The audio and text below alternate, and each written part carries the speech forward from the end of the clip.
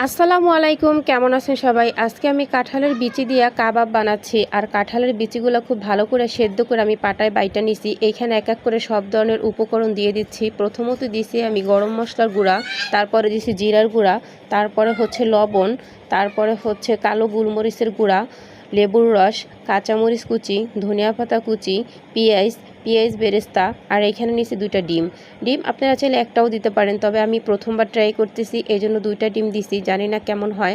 আর এইখানে দিয়ে দিই টোস্ট বিস্কিটের গুঁড়া। তো সব ধরনের মশলা দিয়ে আমি খুব ভালোভাবে এটাকে মেখে নিছি। মেখে নেওয়ার পরে গোল গোল করে শেপ করে নিছি। এবার এক পাশের চুলায় আমি কড়াইতে তেল দিয়ে দিছিলাম। এখন একটা দিয়ে দেখলাম আসলে তেলটা গরম হয়েছে কিনা। গরম হয়েছে। এবার আমি একটা একটা করে সবগুলা মানে কাবাব আর কি, কাঁঠালের বিচির কাবাব আমি ভাইজা নিছি। ভাইজানোর পরে দেখেন দেখতে কত সুন্দর লাগতেছে না? আমি এবার একটু খাইয়ে দেখতেছি, মাশাল্লাহ ভালোই তো লাগে। প্রথমবার ইউটিউব দেখে ট্রাই করছি, আলহামদুলিল্লাহ খুবই ভালো হয়েছে।